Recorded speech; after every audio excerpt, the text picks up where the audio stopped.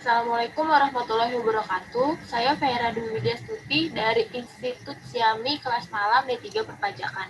Di sini saya akan menjelaskan tentang materi penyusutan fiskal. Penyusutan fiskal. Saya Vera Dwi Widyastuti dari Institut Siami D3 Perpajakan kelas malam. Penyusutan itu apa sih? Penyusutan itu adalah pembebanan biaya perolehan aktiva selama masa manfaat aktiva tersebut atau lebih dari 1 tahun. Aktiva yang dapat disusutkan itu pertama ada harta yang dimiliki secara sah oleh wajib pajak. Lalu kedua digunakan untuk 3M penghasilan atau mendapatkan, menagih, dan memelihara penghasilan yang bersifat tidak final. Penyusutan fiskal ini terdapat 2 metode. Yang pertama ada metode garis lurus dan yang kedua ada metode saldo menurun atau ganda. Apa sih yang dimaksud dengan metode garis lurus dan metode saldo menurun itu? Untuk metode garis lurus dilakukan dalam bagian yang sama besar dalam masa manfaat yang telah ditentukan. Jadi masa manfaatnya telah ditentukan oleh pemerintah. Lalu ada metode saldo menurun. Dilakukan dalam bagian-bagian yang menurun selama masa manfaat.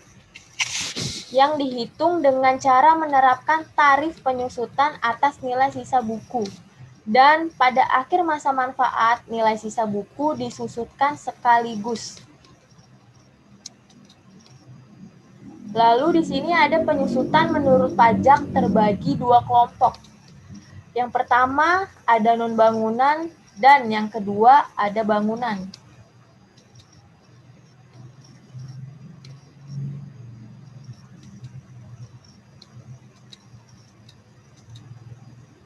Untuk yang non-bangunan ini terbagi beberapa kelompok. Ada kelompok 1, kelompok 2, kelompok 3, dan kelompok 4. Untuk yang bangunan sendiri, ada yang permanen dan non-permanen. Terdapat di mana sih perbedaan non-bangunan dan bangunan itu? Perbedaannya itu terdapat pada masa manfaatnya. Nah, yang untuk non-bangunan ini tadi kan terbagi beberapa kelompok. Kelompok 1, kelompok 2, kelompok 3, dan kelompok 4. Untuk masa manfaatnya, kelompok 1, 4 tahun, kelompok 2, 8 tahun, kelompok 3, 16 tahun, dan kelompok 4 masa manfaatnya 20 tahun. Dan untuk yang bangunan, untuk yang permanen, masa manfaatnya ini 20 tahun. Dan non-permanen, masa manfaatnya 10 tahun. Lalu selanjutnya ada persentase per tahun.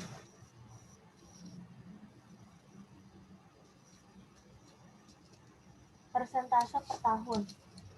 Di sini sudah ada tabelnya. Ada kelompok non-bangunan dan bangunan. Untuk yang kelompok non-bangunan ini kan di sini terdapat 2 metode, ada garis lurus dan saldo menurun. Untuk metode garis lurus, kelompok 1 persentasenya 25%, kelompok 2 12,5%, kelompok 3 6,25%, kelompok 4 5%. Dan dengan metode saldo menurun, yang non-bangunan ini persentasenya 50% untuk kelompok 1, kelompok 2-nya 25%, kelompok 3-nya 12,5%, dan kelompok 4-nya 10% per tahun. Lalu untuk yang kelompok bangunan ini, dengan metode saldo menurunnya ini mereka tidak ada, jadi hanya ada metode garis lurus aja untuk persentasenya. Untuk yang permanen ini terdapat persentasenya 5% dan non-permanen ini persentasenya 10% per tahun.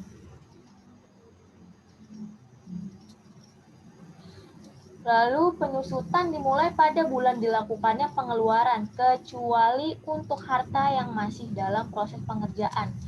Maka penyusutan dimulai pada bulan selesainya pengerjaan harta tersebut. Jadi, jika sudah selesai dikerjakan atau siap digunakan, maka baru bisa dibilang mulainya penyusutan atau bulan penyusutan baru dimulai. Lalu ada akhir penyusutan ialah jika masa manfaatnya sudah habis atau jika dijual atau ditukar dengan aset yang lainnya. Maka akhir penyusutan adalah bulan sebelum dilakukannya penjualan. Contohnya seperti ini. Pembangunan dimulai pada Oktober 2009 dan selesai untuk digunakan pada Maret 2010. Maka penyusutan atas harga perolehan bangunan gedung dimulai pada bulan Maret 2010. Jadi ini pembangunan ini baru dikerjakan atau baru dimulai pada 2019 dan telah selesai atau siap digunakan ini pada Maret 2010. Maka baru bisa dibilang mulainya bulan penyusutan itu pada Maret 2010. Lalu contoh soal.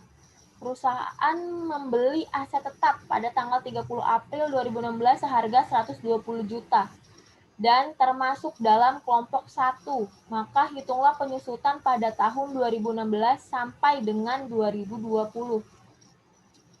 Di sini kita jawab dengan dua metode. Pertama ini kita jawab dengan metode garis lurus.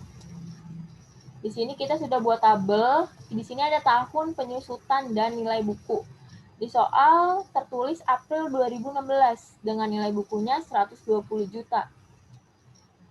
Lalu kita disuruh hitung dari 2016 sampai dengan 2020.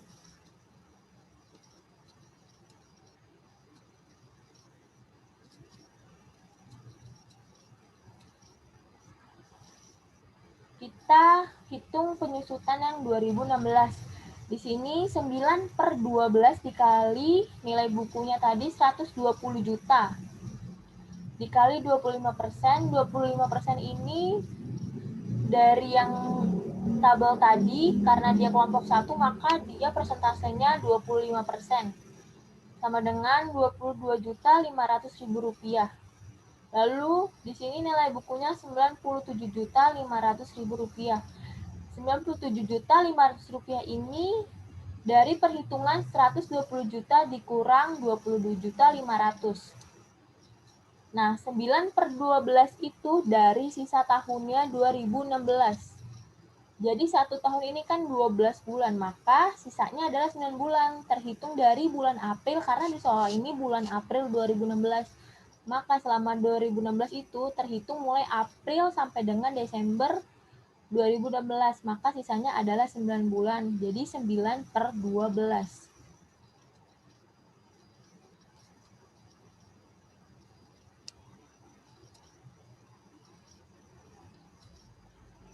Lalu untuk yang tahun 2017 sampai dengan tahun 2019 ini, 120 juta dikali 25%. 25% tadi karena kelompok 1 sama dengan 30 juta.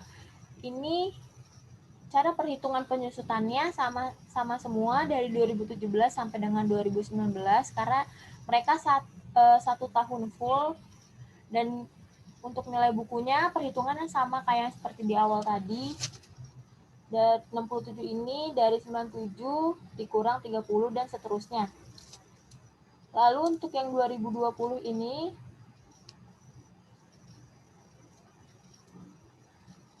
Untuk yang 2020 ini kita hitung sisa bulannya. 3/12 dikali 30 juta sama dengan 7.500. 3/12 itu sisa dari bulan sebelum akhir penyusutan. Jadi mereka ini awal penyusutannya April, maka akhir penyusutannya ini bulan sebelumnya yaitu Maret 2020.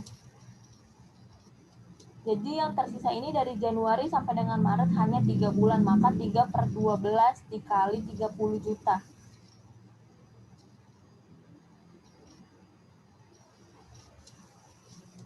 Lalu ini dengan jawaban metode saldo menurun. Sama seperti tadi, tahun penyusutan hanya beda di sini saja nilai sisa buku. Ini kita buat April 2016, nilai sisa bukunya 120 juta.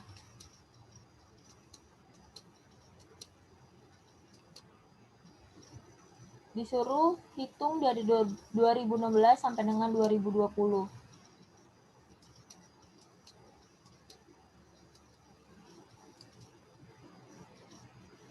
Untuk yang 2016 sama seperti tadi, 9 per 12 dikali 120 juta dikali 50%. 50% ini dari tabel yang rumus tadi, dari tabel yang persentase tadi, karena dia kelompok 1 maka 50% sama dengan 45 juta. Dan nilai sisa bukunya menjadi 75 juta. Ini dari 120 juta dikurang 45 juta.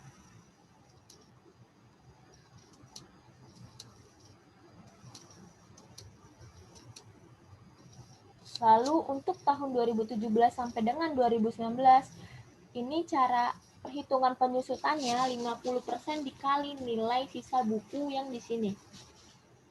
Dan sampai dengan 2019 ini caranya sama.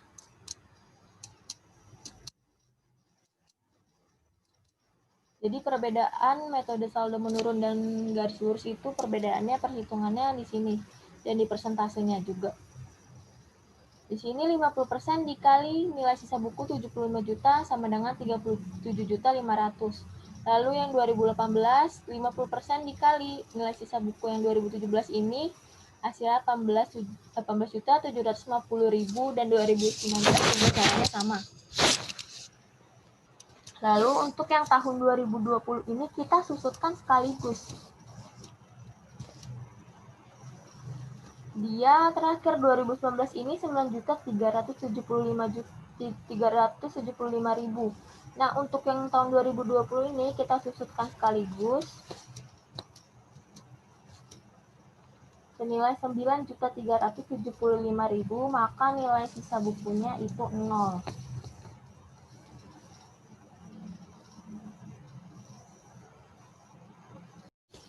Sekian presentasi dari saya. Terima kasih atas perhatiannya. Jika dalam presentasi saya ada kurangnya, silakan teman-teman bisa tambahkan dengan referensi yang lain. Tapi kalau kalian merasa ada manfaat dan lebihnya, silakan bisa di-share ke teman-teman yang membutuhkan. Terima kasih. Assalamualaikum.